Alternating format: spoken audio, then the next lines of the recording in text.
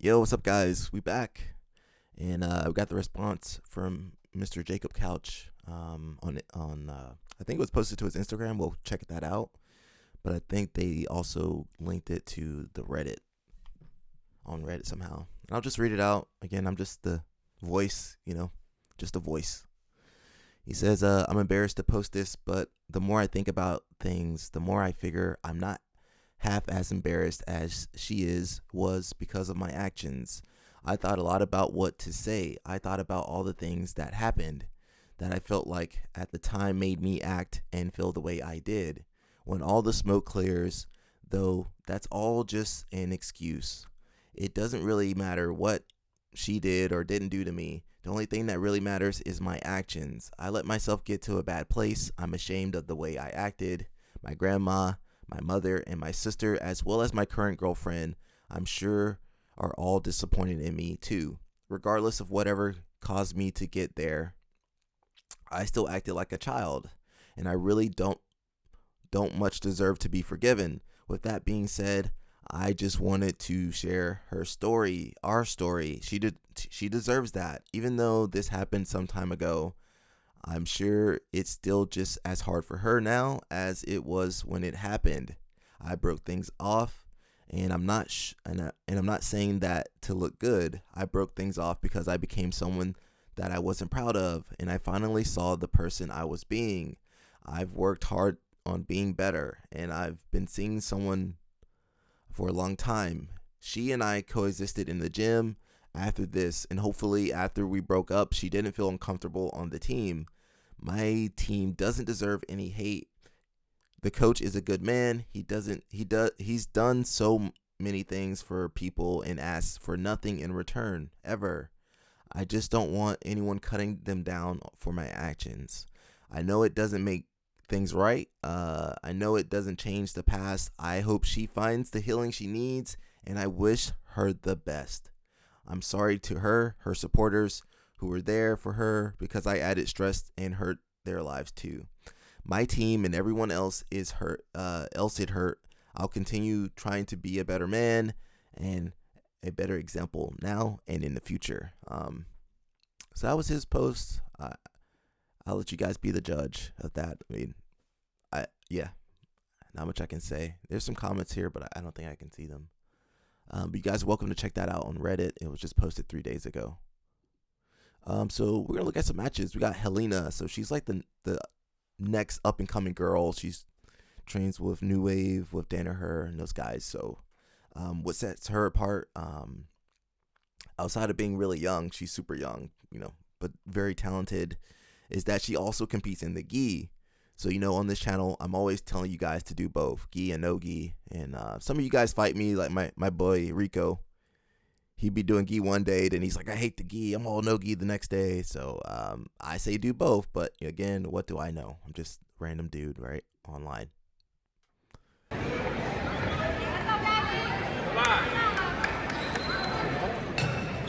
So Helena's in a black gi.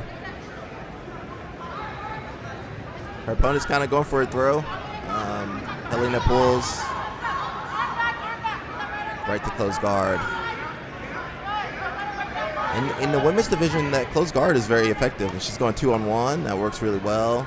Maybe a back take. Her opponent is kind of giving the back a little bit too much. She needs to, try to square up a little bit better. Watch out for arm bars and triangles. There are some really good girls out here. It's just, I don't think Helena's been fighting them. Just kind of, old school, 2-on-1, reaching for the back. Nice little off balance to the back. Somebody's yelling waiter sweep, but we usually call that a flower sweep. But yeah, she's got the choke as well. She's not making these other girls look good. These other girls are looking really bad, actually. Things like getting the 2-on-1, like you can't let people get that on you. Got the camera guy, coach, somebody with the head in the way. Yeah, so she's on the back. You don't get points for this body triangle, so usually we just stay with the hooks. But when they like the body triangle, it's hard to move. Although you don't usually want the triangle on the bottom like this, but you know, she can do whatever she wants. When you're beating someone, take someone's back in 2 minutes, 1 minute, you can do whatever you want. I can't say anything. Yeah, you know, chair sit, maybe bow and arrow choke, yeah. There are some good girls out here, but she's kind of stunting on these other girls. I want to see her have some competition. The only time I think she lost was the ADCC finals or something. Yeah. Or did she win? No, I think she lost the finals, I think. We can go watch that match. Let me know in the comments if you want to see that ADCC match with Helena. Or some of her ADCC matches. We got some more because, look, these matches are so short. That last match was 2 minutes, 24 seconds. One more match, 150. I can do this no problem. Oh, I just saw a Jon Thomas video. We might cover that real fast. Shout out to Jon Thomas. I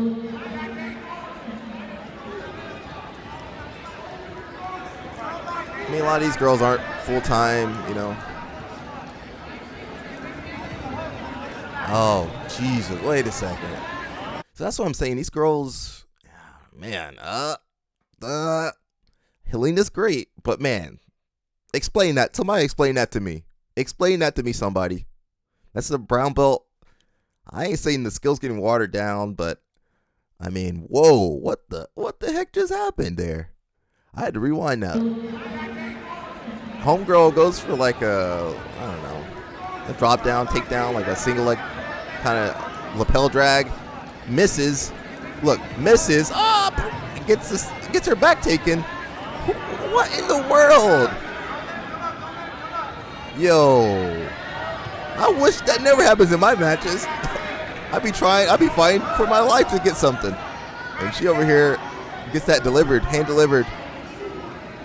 She's on the back, hooks. Dang. Yeah, I want to see her challenge, bro. This is too easy. This is like kids, she's rolling like relaxed, having fun. I want to see some struggle out there, man. Then she's using the body triangle, so my gi people, if you're gonna be fighting people, you know, the younger kids, younger competitive people, you need to know how to get out of the body triangle, even in the gi, which is something we do more in no gi. We deal more with the body triangle, but it's a great control point if you can lock your legs. She already got the choke in. Homegirl about to tap in a little bit. Yeah, bow and arrow. Dang, she gone. Go on, tap out, girl. Look at her. Don't go to sleep. Okay. Dang. God, dog, guys. Oh, we got one more. These matches going too fast. We got another one. Is that the same girl? Let me check. It is. It can't be the same one, is it? Nope, it's slightly longer. This might be. What was the last match then? Oh, that was open class. That was open class, guys. That was open class. I don't know. We didn't click on that match on purpose. So this is open class, or the last one was open class. This is the weight class. So they actually fought twice. So we're not crazy. They just fought twice.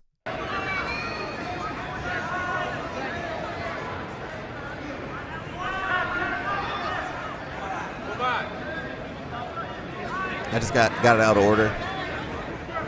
I wonder if she did the same move. So Helena pulled guard first. Okay. You know, sometimes you get nervous and mess up. Happens to all of us.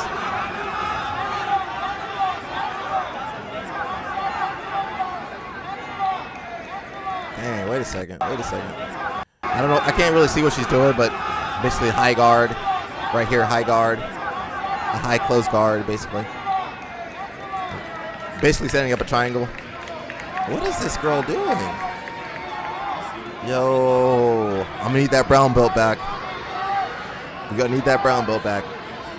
I hope she improves before black belt, because if she's not surviving in brown belt, she's not gonna make it a black belt. I mean, Helena's good. I'm saying the other girl in the white gi. Yeah, she in a triangle. I don't know what happened.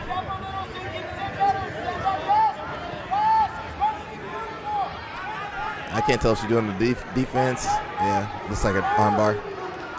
Dang. I mean, it's not embarrassing. It is embarrassing. I'm embarrassed. I'm embarrassed for her. She didn't show anything, so That's why I get on you guys. If you don't train and you're not staying up to date, you go out to these tournaments and that's how you perform. As a coach, I would be like, man, did you waste your money going out there? If I had a student with that skill level, and I'm like, listen, you not at the right skill level, you're gonna get stunned on. Like she didn't. I'm gonna be harsh. She didn't do anything. She literally did nothing. And sometimes it happens. Even when you try your best, sometimes nothing's the result. But I mean, at least had the skill to go out there and fight. Go out there and fight. She didn't. I'm sorry, but she didn't. Shouldn't have been out there. I don't know if she's in Masters, or maybe she should have stayed at purple belt. She got to think long and hard about her jiu-jitsu skills, and that happens to everybody. We all get to a point where even if you're good, you're like, you got to think about like, okay, how do I get to the next step? Do I want to go to the next step? And I mean, you got a lot to work on. She might have potential. I don't know. I only saw about 4 minutes of grappling, 3 minutes, 4 minutes of grappling. So I'm being harsh, but that's the realities of competing. You go to these tournaments, you need to be ready. Don't go out there half-assed, guys. Don't go out there embarrassing yourself, your coach, your family, your bloodline. All right. I get worked up.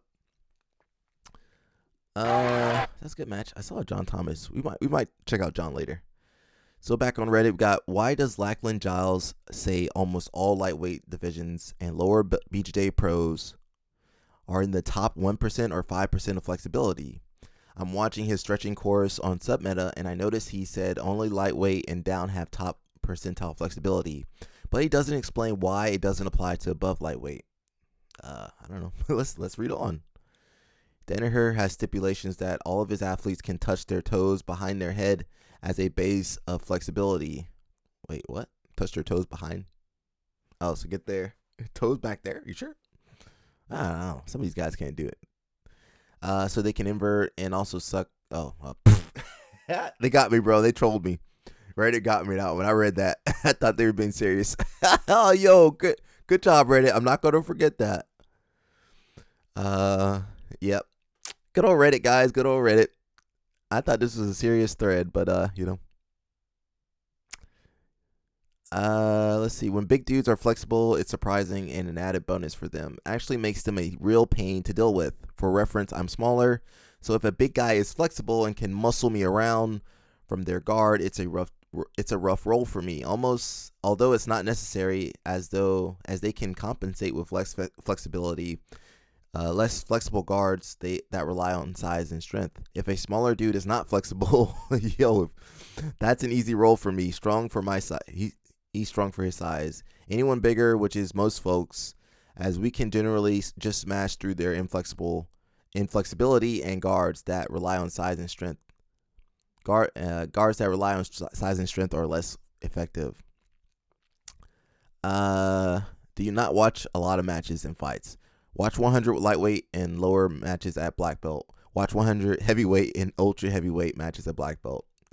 Yeah, so usually the small guys and girls are flexible. They flexible. Just less muscle and mass to get in the way of those joints. So the jiu-jitsu at those levels is different. So that's why they do the double guard pull, because they're like, listen, I'm not gonna pass this Gumby guard, so I'm gonna have to find out something else to do. Whereas the bigger guys usually aren't as flexible, so pressure passing and stuff is easier to pass than bigger guys. They usually that big old leg, they got that big leg, they can't move that leg that fast. It's like this, and you just kind of run around it. But for the small people, here's their leg, but the big guy, their legs like this. It's just slow. You can see it coming. So that does change it. So I think I pulled up Submeta. I don't have a subscription. I'm not paid by Lachlan. I'm covering it because of the Reddit post, but he has a stretching course. Subscribe for $19.95 a month. Might be worth it for you guys. Also think about yoga for BJJ. I might pull that one up for you guys too. Also not sponsored by them, but it's okay to cover other people, guys. He says this course is designed to help improve your flexibility and mobility. So let's see what he's got to say. This course is on stretching for grappling. Outside of actually training and developing your jiu-jitsu skills, if there's one thing I think that can improve you the most, it would be, for a lot of people, stretching. And it does depend a little bit on the style of Shout out to grappling Fernando. Stretch, Fernando. play, but Stretch. particularly for guard. By improving your flexibility, you increase the range of techniques that you have available to you in a given situation. So, for example, if someone's about to pass your guard, if you've got that extra flexibility, you have a chance to replace your foot in and not have to revert to later stage attacks. So it's actually quite simple, the amount of stretches that I want you to do and how I want you to do them. I'm not going to go through a full mobility program that I expect you to do, like take an hour out of your day to do separately. This is just some stretches I think you can add on to the end of your training. So it's a little more simple. So let's get started with the course, stretching for grappling. That looked pretty interesting. It seems like he does a lot of sport-specific stretching, like that foot stretch, the hip stretch. Look into it, guys.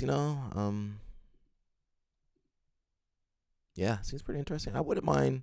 Lachlan, let me know. I don't know if you're probably not watching this, but hey, you want me to cover your course? I would. I'll jump in there, but only with your this course permission. Is on stretching. Only with your permission, man. I just try to do things the right way as much as possible. So back on Reddit, we got my gym promotes based off how much time in classes you attend. So what could possibly go wrong? I'd like to know everyone's thoughts on this. For some context, we have one blue belt, and it takes him around 1.5 years to get it with consistent training, like 4 or 5 times a week. And it's taking myself about 5 months to get my second stripe at white belt. For my research, that does match up similarly to most gyms, but I'm still extremely iffy on this promotion style. Let's see. Nobody cares about the stripes. Just train. 1.5 years to blue. If you train 4 to 5 times a week, sounds about right for most people. A lot of people care about stripes. Yeah, a lot of you adults care about stripes. You guys know it's just tape, right? It's the tape, the tape you put on your finger. It's the same tape on your belt. It doesn't really represent anything. It can be used as a measure of achievement, like, hey, you've competed, or you've been consistent in the class, or your technique leveled up. So it means something different at every gym. Our gym with stripes is time, how you perform on the mats, but belts are done when coach says. Obviously, if you win the world championships, you could go from white to black in 5 years. But that is obviously unlikely. Did the blue belt win any comps? If you think about belts as far as your own journey rather than a measure of how good you are, it sounds about right. One guy says, I'm on my pathway to overall mediocrity. Yeah, you're on Reddit. But I could kick trial class me's butt 6 ways to Sunday. That's good. You want to be able to beat yourself from when you first started, obviously. I think it's dumb. Let's be real. Belts don't really matter. I just focus on improving. There are purple belts in my gym that I tap several times. It don't sound real. Even though I'm older and lighter. Well, maybe it is real.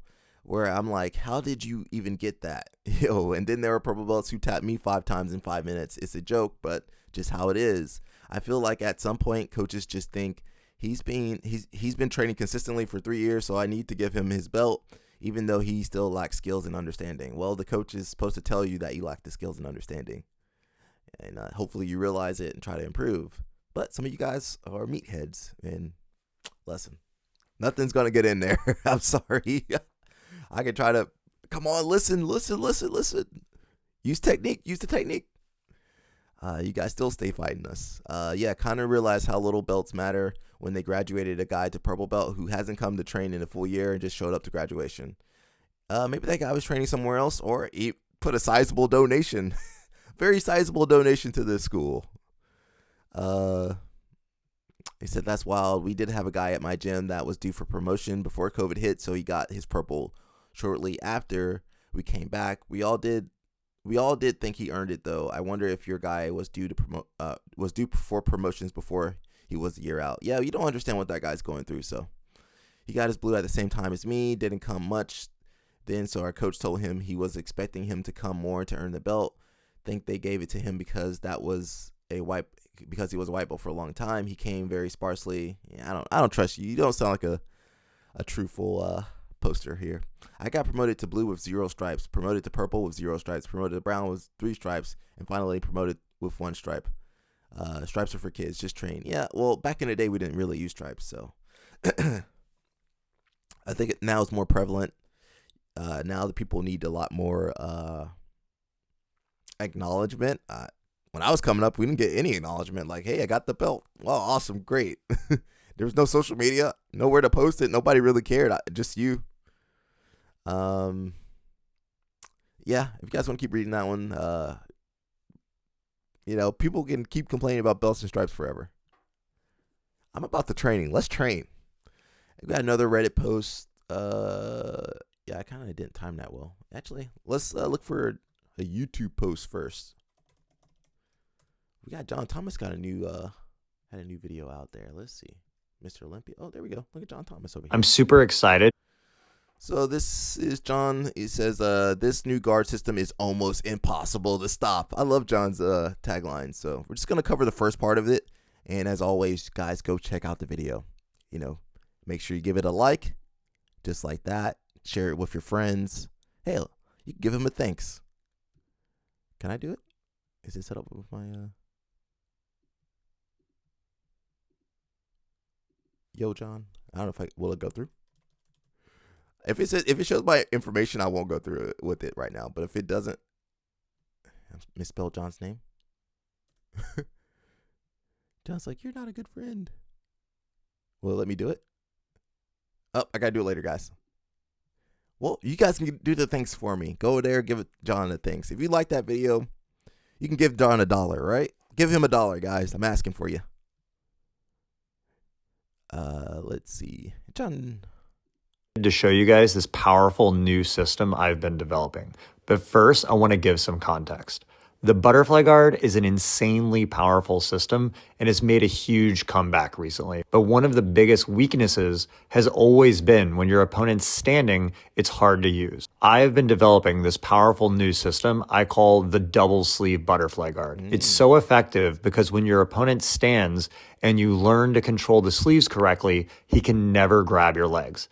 This makes it impossible to pass and very easy to set up some explosive overhead sweeps, as well as baiting them to come back down to the ground, allowing you to transition into classic butterfly or more submission-heavy open guards like spider guard or collar sleeve. This is a system that I taught starting from closed guard at the last seminar I taught at Mavericks Association in Croatia. The person's usually terrified of being in the closed guard.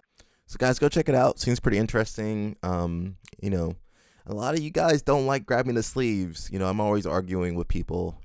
There's a way to effectively hold the sleeves, and there's things you can do. You don't just you can work on your grip strength, guys. You don't have to just, my grips are weak. You can develop that fairly easily. You can develop grip strength. But just think about this new guard system. It's almost impossible to stop. Obviously, if you're controlling both your opponent's hands, you can do a lot. So go check out Jon and give him a thanks on there too. That's some good content for free, bro, basically. So now we're back on Reddit. It's going to be a quick day, guys. A little quick day. It says, I'm the old man at my BJJ school. Shout out to all the old guys at the BJJ school. There's always a couple old guys, And I forget the quote, but it's like, be wary of the man that's still, still competing with the young men that's still around, the grizzled old man still hanging with those young guys. He's been through stuff. It says, I'm 1 month into my BJJ journey and at 58, wow, congrats, 58, starting jiu-jitsu. We got 20-year-olds that complain, I can't do gi, I can't train more than once a week. Rico. You guys know I'm coming after Rico. Yo, young guys complaining, and then this guy's 58 and just started, man. I'm having my butt handed to me each and every class, and it is awesome. The support and camaraderie I have been shown makes me feel very welcome, and I eagerly await the next class. I even have a nickname, Uncle. Yo, Uncle. Yo, shout out to Mikey Socks. We got an old guy kind of like that. Mikey Socks. I think he's from Strong Island. But he had the socks on, so we call him Mikey Socks. Or Mikey Crocs, whatever he wants to be. At my age, it's important to be realistic about expectations.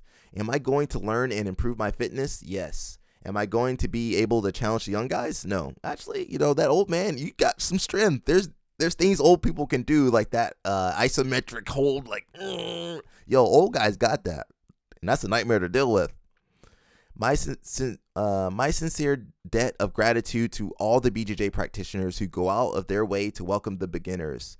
Age is but a number. Stop thinking and get out on the mat. Wow, I like that post. That's inspirational. You heard him. Heard it from him. Shout out to the beginners. Some of the beginners are weird, bro. So if you're weird, you go to the gym, you're not popular immediately. Okay, you got to be personable, be nice. If you're just chill and cool, it'll be easy for you. If you're kind of weird and awkward, it's gonna take a while. Let's see. Congrats. Welcome to Team Old Man. Old Man Scrimph. 15 years in at 57, I just got promoted. Wow. I got told I have old man strength. Problem is I'm 35. Well, congrats, bro. Same age as me. Not so sure about the old man strength here, but I do seem to be adopting the less coveted old man speed. Old man strength is what people call it when your technique is solid and theirs isn't. No. There is old man strength. It's isometric. That isometric hold is all tendon strength. That rigor mortis. Bro, that old man strength is real, bro. I'm not going to read that guy's post. He don't know what he's talking about. That's awesome to hear. Keep showing up and inspiring the rest of us. Age really is just a number on the mats. I mean, it does make a difference. But man, keep going, bro. Keep going. In my 50s, been doing this over half my life in some form or another. I've got nothing but respect when I see an older person wearing a white belt. It's insanely hard with years of experience, let alone being the fresh meat. Yeah, bro, when those old guys go out there and they're trying, bro, and I see young people complaining, not training, I don't know, like what? Just want to slap those kids. Yeah. Come here, Rico. I mean, if you have youth and nothing but time on your hands, you should be training as much as you can. And you got lucky enough to start early. Some of these old guys wish they could have started when you did. And you complaining, you're not even showing up to class, bro. We've got a great uncles group. Most of us are over 50. We tend to drill and spar with each other. Every now and then we'll roll with one of the younger competitors, but it's more picking and choosing which ones won't spaz. And that's getting harder every year. That's getting harder to find people that won't spaz out. Our goal each morning is to walk off the mat without any injuries. Think about that, guys. Keep it up. It's an awesome sport and lifestyle. 55 and second oldest at my gym.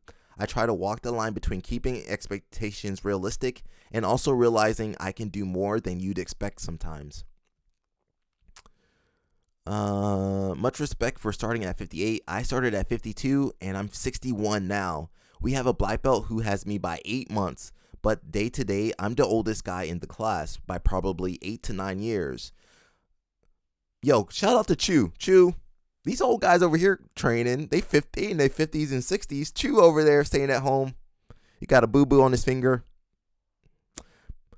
Pull half guard, sweep, over underpass, north-south choke. This is the old man way. Yeah, old men, not too many old guys playing spider guard. It might be different, Maybe they'll be playing that Jon Thomas impossible to pass butterfly guard, double sleeve butterfly guard. That'd be interesting to see. Keep showing up. I'm usually the oldest, if not the oldest person and smallest on the mats at 51 and 145 pounds. You're correct with managing your expectations. Someone 20 years younger should be besting you, but as your skill develops, you'll start catching them slipping. Yep, they'll catch them slipping. Them young kids ain't focused. They got that ADHD. You're going to catch them.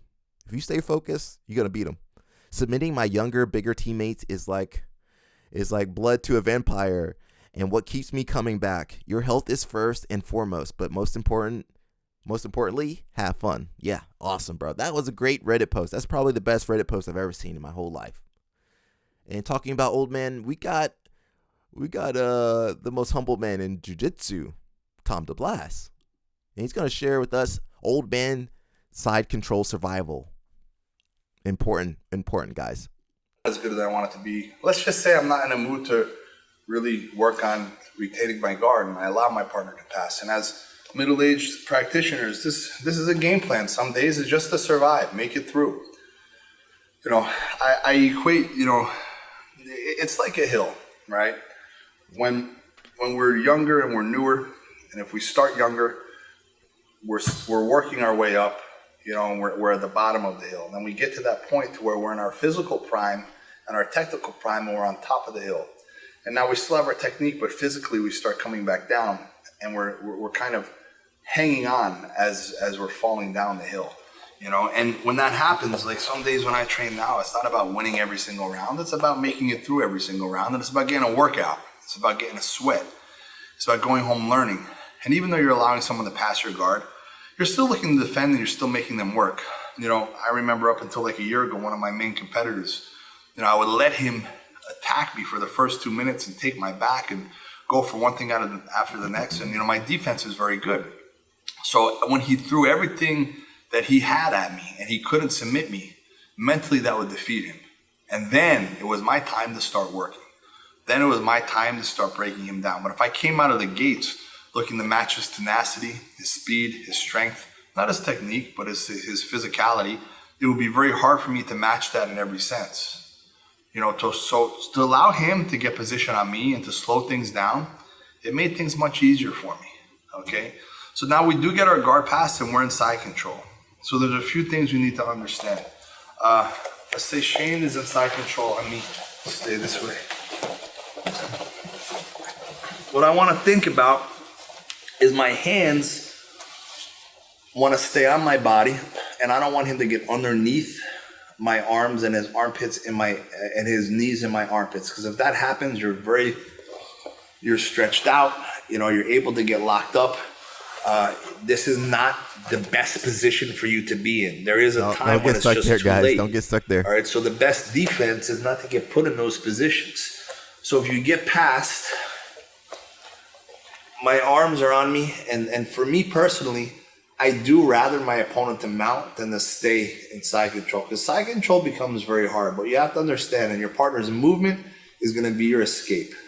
So if they just stay here, it's very hard to move. Don't waste time exploding into your partner, trying to get the knee in. Like, it's a waste, right? Start moving on their move. So one thing we could do is kind of poke into our partner and turn our back just a little bit, because this is going to be one of those times where your partner thinks they have back. All right, so if he starts attacking the back in this position, understanding when he steps that one leg over, all right, as he goes to pull you into him, your back must stay flat on the mat. And this is a perfect time to recover a half guard, okay? Keep it. Old guy's the half guard, bro. From here, all I'm going to do is I'm going to place the foot in Maybe between some my legs. butterfly I do too. this I'll let you play some butterfly. I do this a lot. All right. Now I make sure this leg doesn't throw over my head. The only problem that I have here is his arm is caught.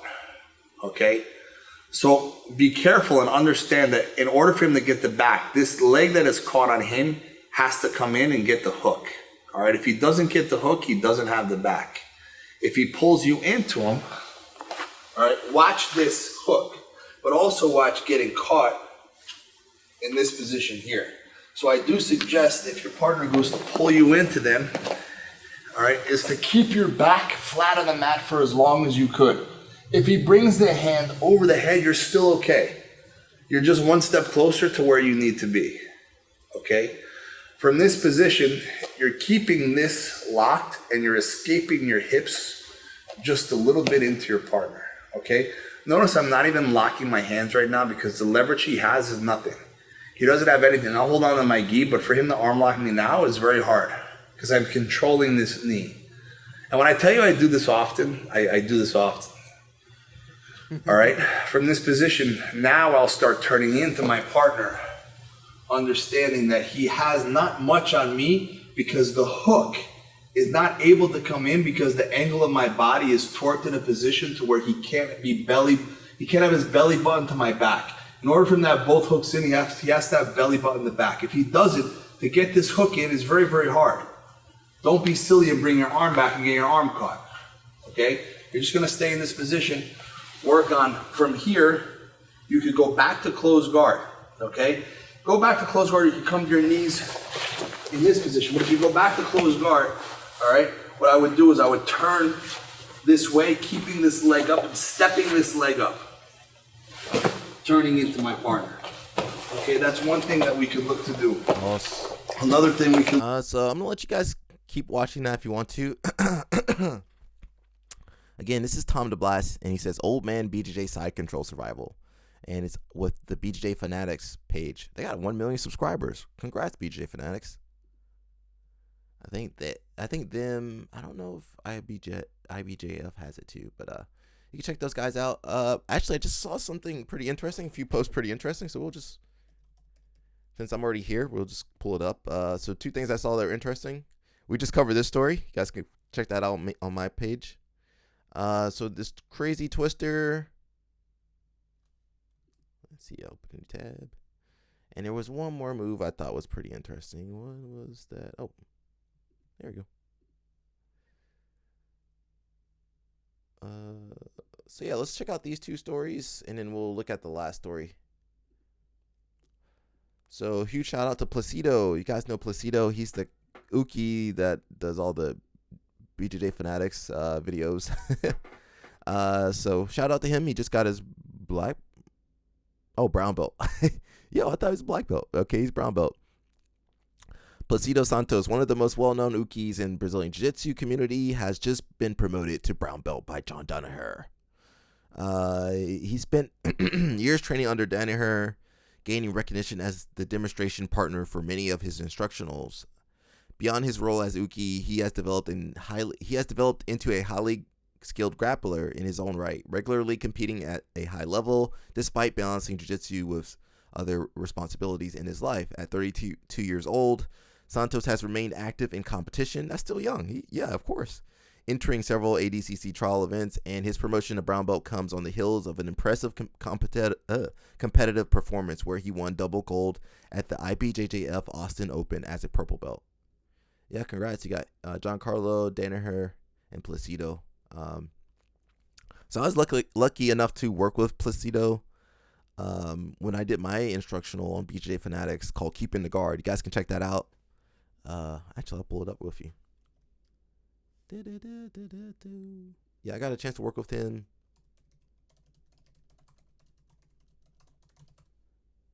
There we go.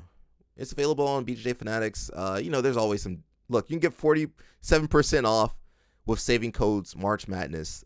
So I got a chance to work with Placido, and I think we did okay with that video. Yeah, that 18 reviews, five stars, not too bad.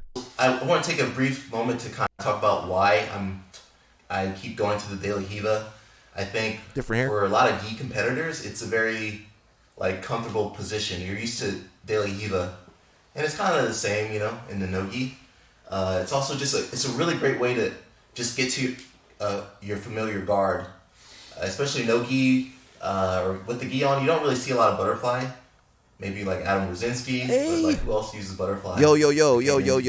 That was 2019, guys. 2019, I was saying all that. But I think a lot more people play Daily Hiva. So 2019, I was mentioning Rosinski and butterfly guard. It's just here, and it's nothing crazy, guys. Once I control his ankle, it's kind of like the fastest grip. So just hook and out, but it's just what a... Yeah, if you guys want to check out that's Keeping the Guard on BJJ Fanatics. 18 reviews. Not bad. So, I recorded for a long time. And, be on the lookout for Tony's video whenever he sends it in. But I think I was one of the first guys to do guard retention for no-gi. And then, of course, people come through later. Talking about my instructional with BJJ Fanatics, let's bring up my other sponsors. We got Inverted Gear. Boom, Inverted Gear. I'm still working on my offer code. It might be Alec15. I just want Alec. I keep asking Nelson. Hopefully he follows through. And just go there and check it out, guys. Inverted Gear. They're still running their clearance spring cleaning sale for 25% off. I can't even see this page. Can I make it bigger? Whee! And, you know, of course, they got the gi. They got the no gi for you guys. You got the mystery panda cell. You can get 2 gis. It's covering my face. You can get 2 gis for $150, which is a great deal.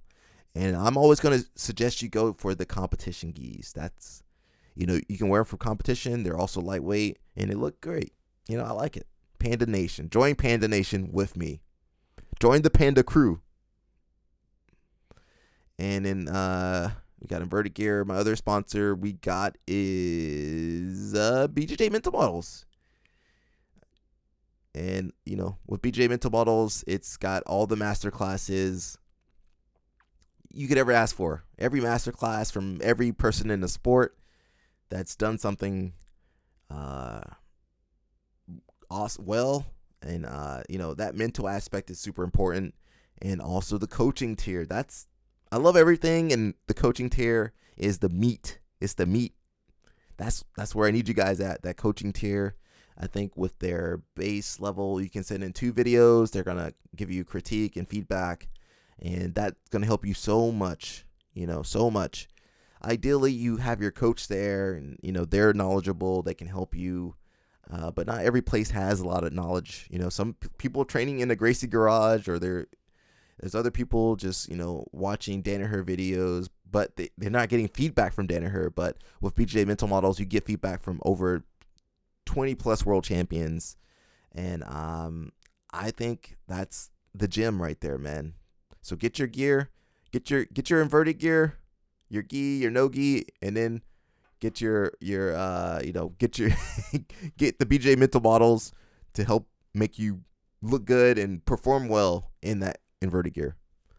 All right, guys, so check that out. You know, also, if you want to donate to the channel, go ahead. All that stuff's up at the top. That stuff that's zooming around.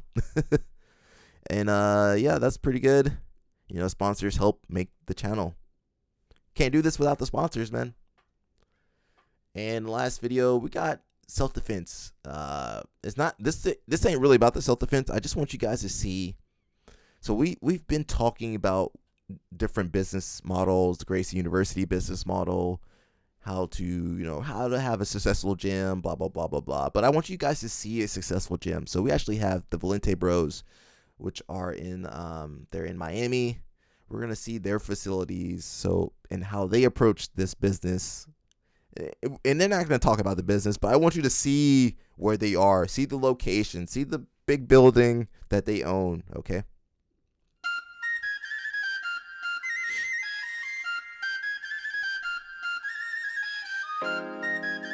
See all the students in belts, packed mats.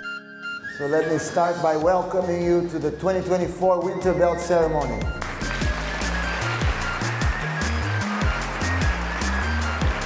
This morning I want to talk about gratitude. The gratitude that we feel for all of you. The quality of our students, the people that step on these mats day in and day out is really amazing. And that's the greatest source of joy for us as teachers, and what motivates us to come teach. They like the old school day. Japanese thin. So thank you from the bottom of our hearts. We thank you because without you, this would not be possible. Thank you very much. I would like for the finalists of the self-defense challenge. They're not rolling in that gi. They're not rolling in those gis. This is the finals of the 2024 Self-Defense Challenge. These finalists, they qualified in a elimination round that happened a few months ago in October. These are random attacks. They don't know how they're going to be attacked. They're going to react automatically. It's the same sequence of attacks for all of them. And based on those attacks, we will decide who wins.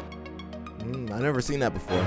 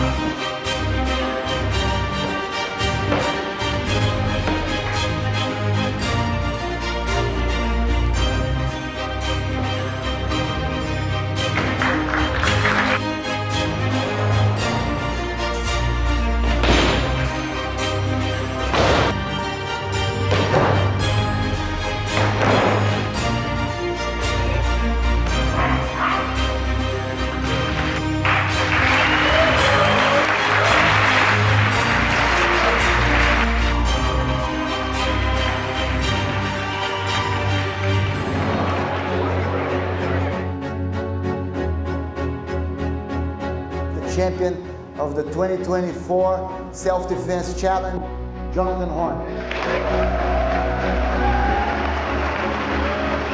The new blue belts.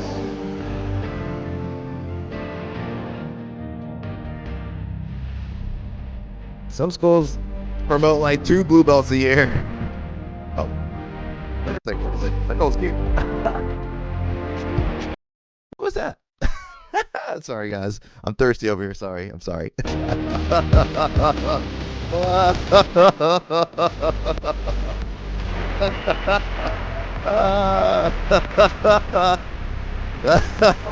the new purple belts.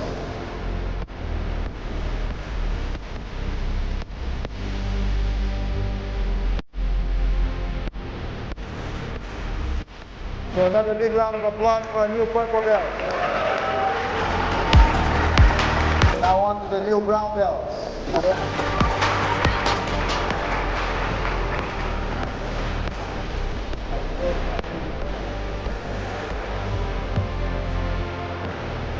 The new brown belt, the big round of applause.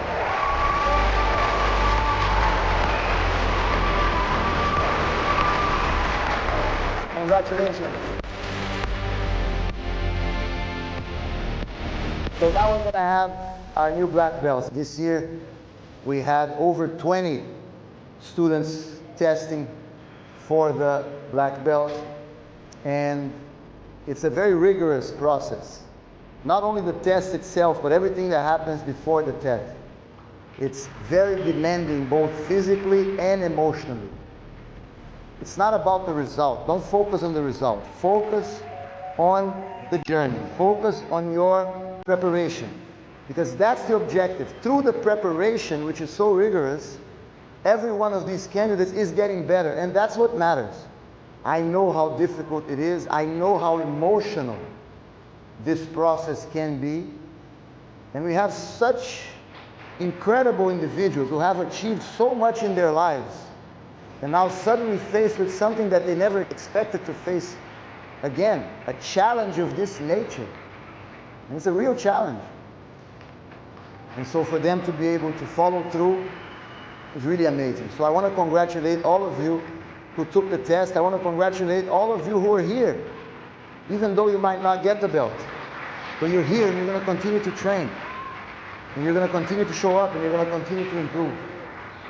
And one day you can take the test and get the belt, remembering that it's not about the belt. It's about the effort, it's about the hard work, it's about the journey.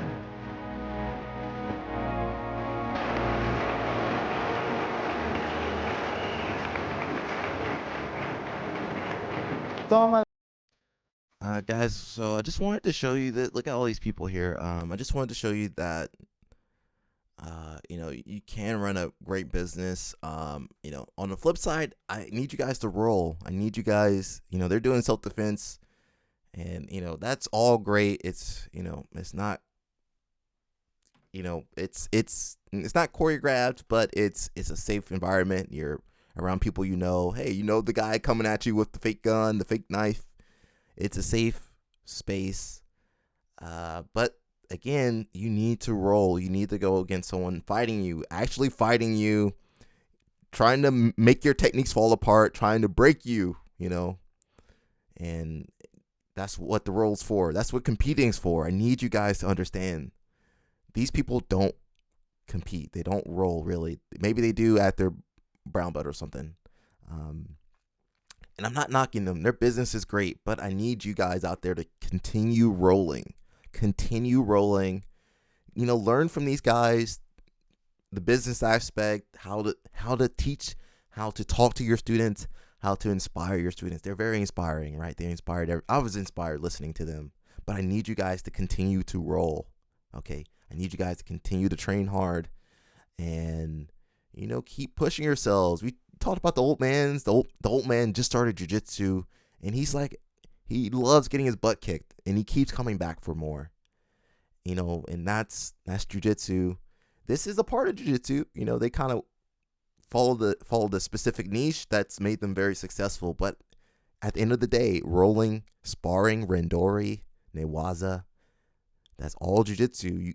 You can't leave that out. You gotta have it. it's got to be there. If it's not there, something's missing. All right, something's missing.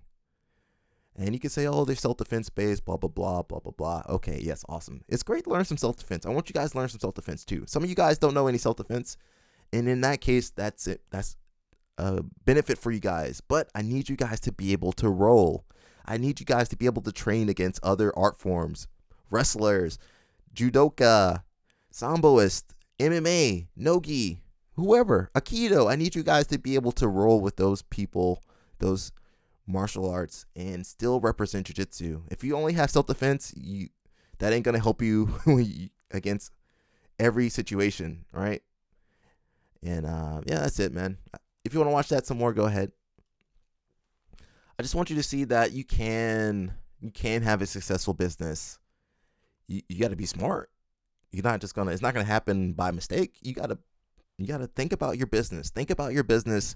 How can you make it better? What are some pain points? How are you losing people? A lot of businesses, they do like an exit strategy. When someone's leaving, they do like an exit interview. Like, oh, what caused you to want to move? What happened?